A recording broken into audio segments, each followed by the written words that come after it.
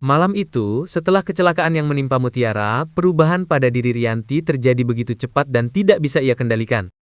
Ketakutan dalam mimpinya melihat Mutiara tergeletak tanpa napas terus menghantuinya, membuat dadanya terasa sesak setiap kali mengingatnya. Sejak kejadian itu, setiap kali pintu ICU terbuka, Rianti selalu merasakan tubuhnya menegang, seolah hidupnya sendiri bergantung pada kabar yang dibawa dokter. Ketika ia mendengar bahwa pelaku tabrak lari belum berhasil ditemukan, kemarahannya meledak tanpa bisa ditahan.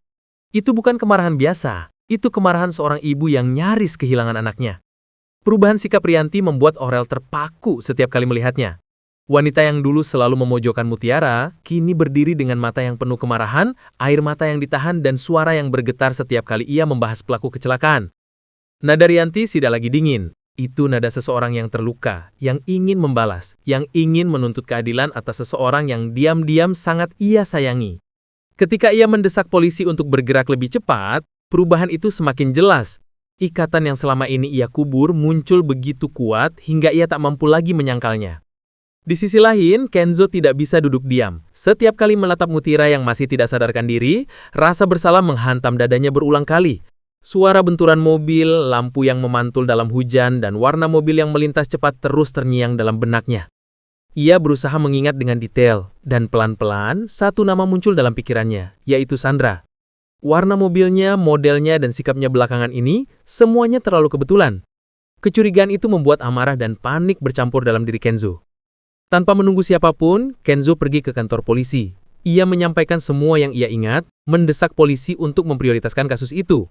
Rianti yang mengetahui apa yang dilakukan Kenzo justru semakin menunjukkan betapa besar perubahan hatinya. Ia mendukung Kenzo sepenuhnya, memintanya terus bekerja sama dengan pihak berwajib. Bagi Rianti, menemukan pelaku adalah satu-satunya cara untuk meredakan sedikit luka yang ia rasakan. Sementara itu, Sandra berada di dalam ketakutan paling besar dalam hidupnya. Setiap berita tentang kecelakaan Mutiara membuat tubuhnya bergetar. Ia tahu bahwa informasi tentang mobil pelaku mulai menyebar.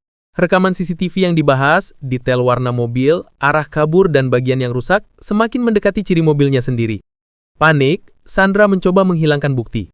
Tengah malam ia membersihkan bemper mobilnya, menutupi lecet, menyembunyikan mobil itu agar tidak ada yang melihat.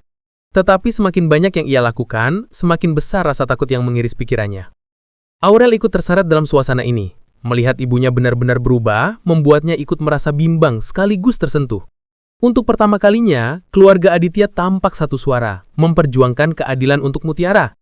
Aditya sendiri tidak bisa menyembunyikan kecemasannya. Ada sesuatu tentang Mutiara yang membuat hatinya tidak tenang. Ikatan yang ia sendiri tidak bisa menjelaskan, tetapi tidak bisa ia abaikan.